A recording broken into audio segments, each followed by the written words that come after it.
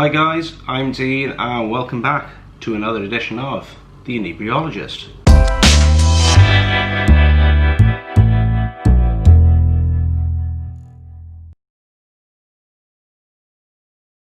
So this week, going back to a Dog's Window beer this time. I think I've done a couple of the Dog's Window beers before. I've reviewed a few of them, but this one is a new one, brand new. I haven't tried before. I've had it for a while now in my cupboard, but yeah, I think now's the time, just to pop it open since we've had some lovely sunshine and stuff lately, so I thought, yeah, why not crack it open, you know? So the beer I'm going to be reviewing this week, so this is the Dog's Window Brewery Good Boy, but it's the mango edition. So I've had the original Good Boy, which was very good. I think I did a review on that. I'll have to double check. Quite sort of citrusy, sort of like slightly piney type of flavours from it, which is good. But yeah, it'd be interesting to try the mango edition. Another thing to mention as well, apologies for if you can hear some strange noises in the background. Next door having something done in their garden. I don't have a clue what they're doing. Something to do with the patio, I think it is. But yeah, I'm sorry if it's coming through on the camera and it's making a stupid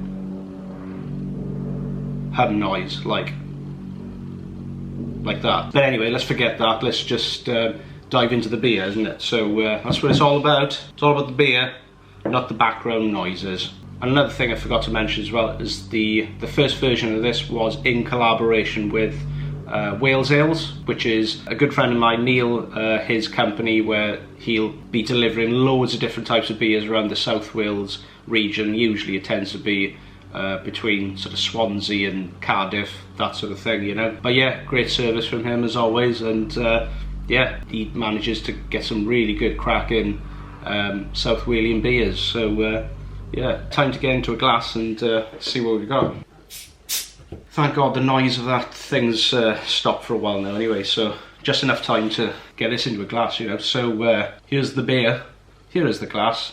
That's my new glassware as well, I forgot to mention. It's a nice little sort of, it's meant to be a stout glass, but I'm just going to use this for an IPA anyway, so here we go.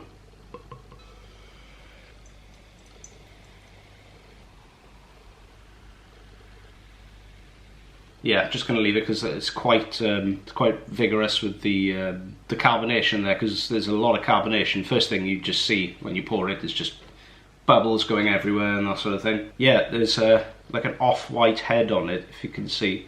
If it does sort of focus, come on, focus. There we go. Yeah, so it's quite a just like an off-white sort of coloured head. There's a lot of carbonation with that. It's going mental. But yeah, it's crystal clear. There's no sort of haziness or anything like that at all to it, apart from the haziness of the condensation that's going around the glass. Because I did put it in the fridge for like a couple of hours or something like that, you know. So the colour on that is lovely. It's like kind of like an old school type of IPA straw sort of colour with a deep sort of orange, caramelly sort of thing going on as well. You know, it's quite refreshing to see something like this, you know, in comparison to the amount of like hazy New England IPA beers that you get today, and you know, there's so many of those styles out there. But yeah, it's just nice to have something that's just a little bit more clear once in a while, you know. Not that I'm saying hazy beers are bad or anything, but yeah, it's just a bit refreshing, isn't it, you know. So time to have a bit of a smell and see what we've got.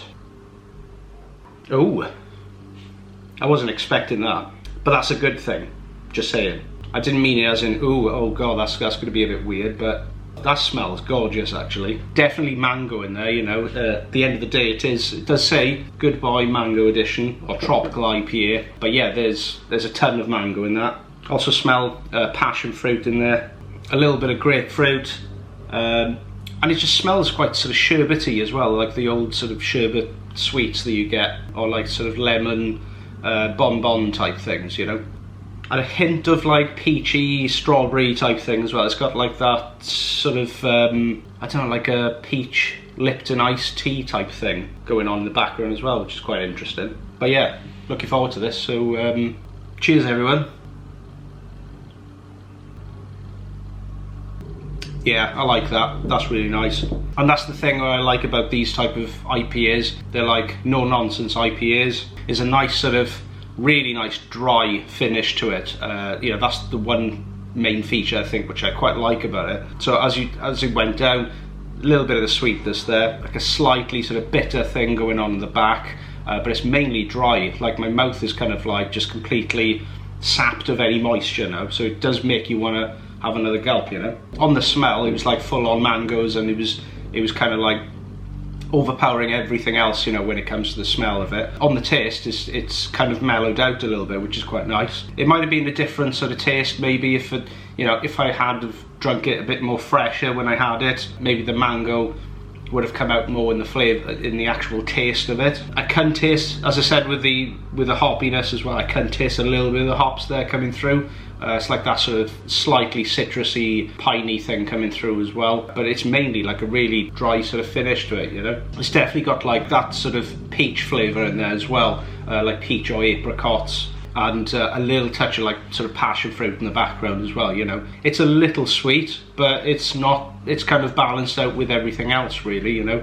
I thought sometimes when you put like these fruit sort of extracts and that sort of thing in your beers, you know, sometimes they can sort of overpower or even make it just too sweet, you know. Yeah, this is well balanced, this is really good. Yeah, so the score I'm going to give this beer this week, yeah, I'm going to give it a 4. It's a solid 4 for me, because the flavours are there, the balance of the sweetness is there as well. Granted that I have had it for probably the best part of about 6 months, the flavours are actually all still there, and I do like the quite dry sort of finish you get on it as well, so it does make you want to just drink more of it, you know. Yeah, impressed with that. I do like the mango smell on it is really, really good as well. Yeah, so again, if you aren't familiar with the brewery, Dog's Window, they are based in Bridgend. I've met the brewer, Lee, he's a great guy.